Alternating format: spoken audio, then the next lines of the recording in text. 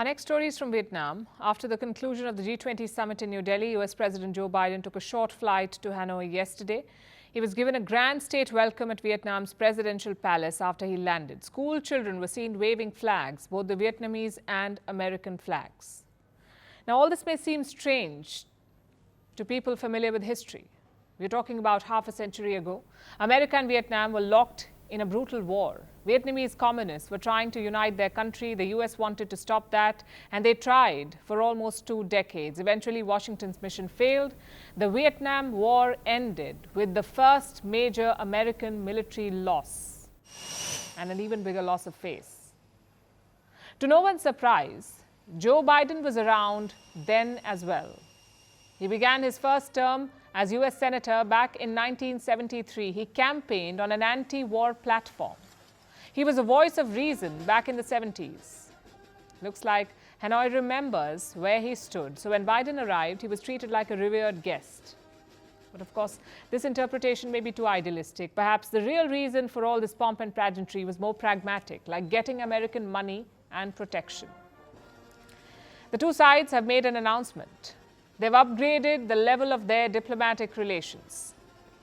President Joe Biden and I, on behalf of both countries, have jointly agreed to elevate the relation between Vietnam and the United States to a comprehensive strategic partnership for peace, cooperation, and sustainable development.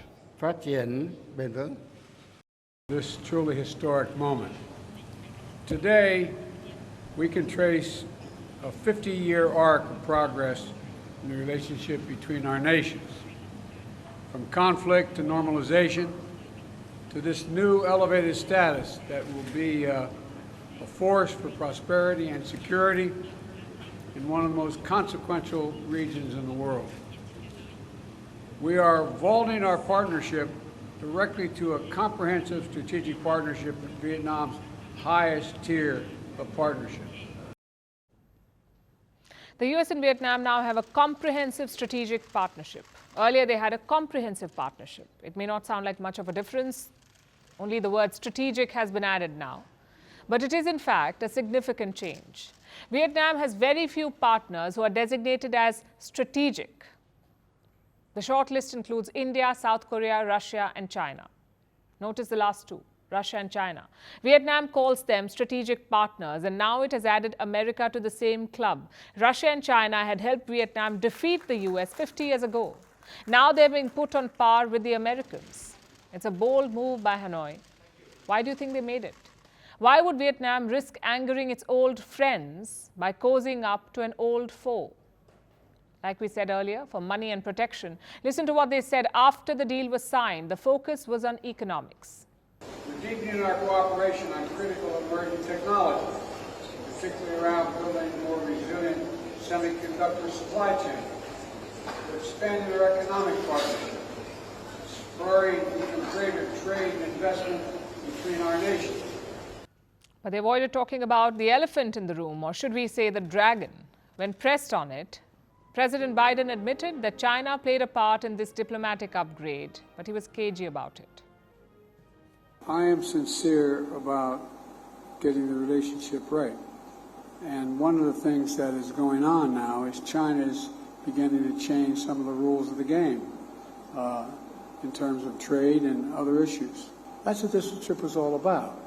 Having India cooperate much more with the United States, be closer with the United States, Vietnam being closer with the United States, it's not about containing China.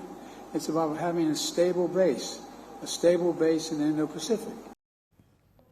He kept insisting that the Vietnam deal was not about containing China. But let's look at the facts. The US is trying to invest in Vietnam to counter its dependency on China. Vietnam is also doing the same thing. Currently, China is their biggest import and export market. So it makes it hard for Vietnam to counter China's territorial aggression. And Vietnam is one of the many, many neighbors whose land China has tried to grab. In this case, it is the Paracel Islands. These are in the South China Sea. Vietnam says it's their territory, but China illegally took control of them a few decades ago. And recently, China has built an airstrip there. It's the same tactic that Beijing keeps using everywhere. Invade, build infrastructure, and claim that it was always theirs. So obviously Vietnam is not happy, and deepening ties with the US is the logical choice to counter an aggressive China. Because everyone knows a good way to beat a bully is to get an even bigger bully.